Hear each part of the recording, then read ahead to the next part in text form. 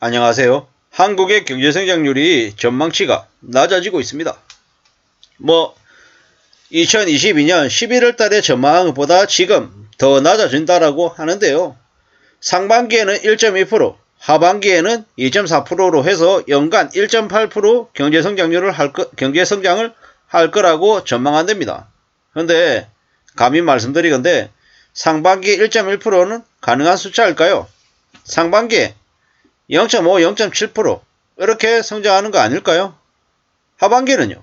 하반기대로 별로 큰 차이가 없을 것 같다라는 생각, 혹은 여차하면은 마이너스가 날 수도 있겠다라는 생각을 해봅니다. 참 쉽지 않은 상황이죠. 지금 현재 대한민국 건설 현장이 상당수가 멈출 것 같다라고 얘기합니다. 앞으로 어떤 일이 벌어질지 아무도 예측 못할 것 같습니다. 왜냐? 대한민국의 경제를 책임지는 이들이 제대로 사명감을 가지고 움직이는 것이 아니라 그저 자신의 안위를 위해서, 자신의 욕심을 위해서 움직이고 있기 때문에 더 안 좋아지는 것 같습니다.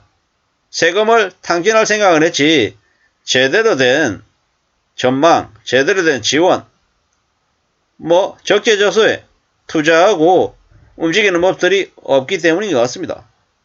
우리가 잘 알고 있다시피 반도체에 관련한 실적이 매우 부진할 것 같죠. 고금리 고물가는 계속돼서 내수 회복도 안 될 것 같죠.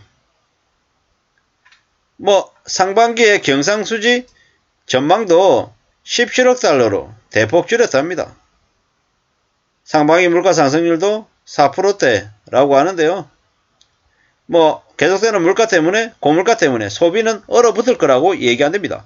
민간 소비는 3.1보다 낮은 2.8이라고 얘기하는데 2.8까지나 갈까? 2.5, 2%, 거의 와도 되지 않을까?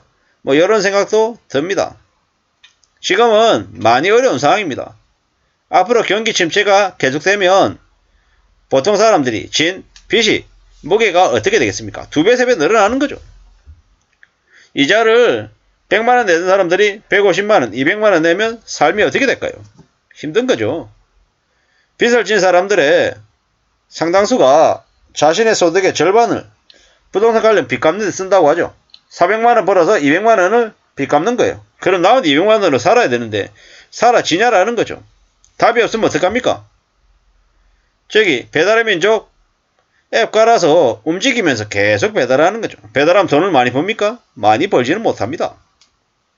그래도 안 할 수 없다라는 겁니다. 그렇게 5만원, 7만원 벌어야 또 다음날 먹고 사니까요. 그렇게 살아야 되나? 이럴 걱정도 많이 할 거다라는 겁니다.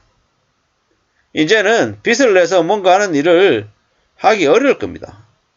왜냐? 이제 신용이 다 된 거죠. 이제 빚을 너무 많이 내서 그동안에 뭐든 빚내가지고 하는 게 당연한 것처럼 느껴졌는데 그 빚에 이자 부담이 이제 장난이 아닌 거죠. 대우건설이 울산에 주상복합을 부도냈습니다. 나와버렸죠. 왜겠습니까? 답이 안 나오니까 그런 거죠. 지금 2023년 이제 2월인데 앞으로 부동산 중개업 하는 사무실들이 한 절반 이상은 사라지지 않겠습니까?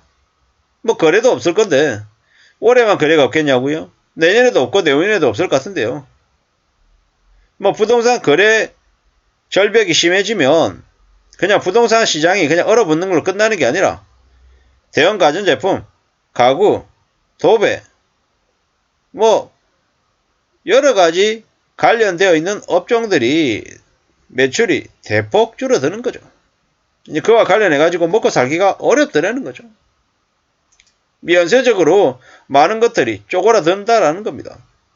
충격적인 일들이 계속 벌어지죠. 전기세 오르고, 가스비 오르고, 버스비, 지하철 요금 계속 오르면 어떻게 되겠습니까? 지금의 윤석열 정부가 저렇게 헛짓거리하는 걸 가만히 국민들이 놔둘까요? 민중 봉기가 일어나도 하나도 안 이상하겠죠.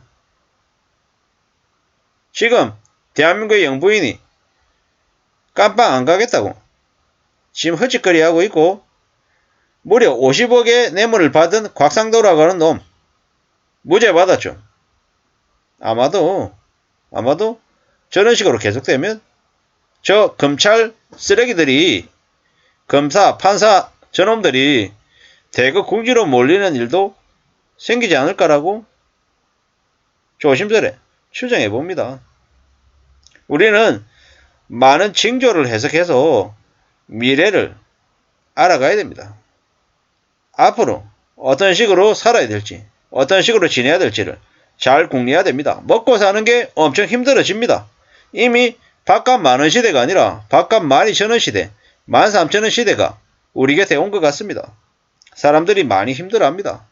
먹고 사는 게 보통이 아니죠. 누가 그렇게 무리하게 빚을 내서 집을 사라고 하고 주식 투자를 하라고 했습니까? 관련 업계, 정부, 가짜 전문가들, 그들이 많은 사람들을 궁지로 몰았습니다. 두고 봐야 되죠. 지켜봐야 됩니다. 그냥 별일 없이 무난하게 살 수 있는 것처럼 그렇게 많이 꼬드겠습니다. 그랬던 대가를 이제 서서히 치르게 된 거죠. 파티 벌릴 때는 좋았죠. 이제 영수증 계산해야 되는 시기가 이제 오는 거죠. 참 겁나는 거죠. 지금의 윤석열 정부 정상이 아닙니다. 진보 중에서도, 보수 중에서도 제일 쓰레기 같은 놈들만 가까이 있다 보니까 그냥 나라 꼴이 더 엉망이죠. 앞으로 우리는 어떤 식으로든 잘 살아남아야 되고 잘 견뎌야 됩니다. 항상 소득을 가장 중요하게 생각해야 되고요. 이번 자산시장에서 살아남으면 엄청난 기회가 온답니다. 남들의 절박한 마음, 고생하고 힘들어하는 마음을 이용해서 취하는 악마들도 많습니다. 함부로 걸려들면 안 된다는 거죠. 망하지 않고 신용불량자만 안 되어도 앞으로 5년만 잘 버텨도 그 다음은 잘 견딜 수 있고 또 괜찮아지고 길이 열린다고 합니다. 그러므로 항상 조심하면서 살자고요. 한 번뿐인 인생이고 아무리 한계에 내몰려도 발버둥 치면 길이 열린다고 했습니다. 기득권들의 노예 사냥에 걸려든 이들이 너무 많아서 그냥 무난하게 잘 버티고 머물기만 해도 길이 열릴 것 같습니다. 함부로 욕심 부리지 말고 기다리고 또 기다리는 게 좋겠습니다.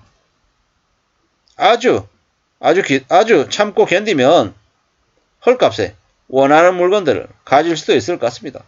뭘 가지면 팔 생각하지 말고 평생 가져간다라고 생각하면 나름 큰 기회가 앞으로 몇 년 사이에 오지 않을까라고 생각합니다. 경기가 어려워지고 경기 침체가 심해지면 빚을 진 사람들에게는 큰 위기가 오고 현금을 가지고 기다리고 있는 사람에게는 큰 기회가 온다라는 말씀을 드리면서 마실까 합니다. 감사합니다.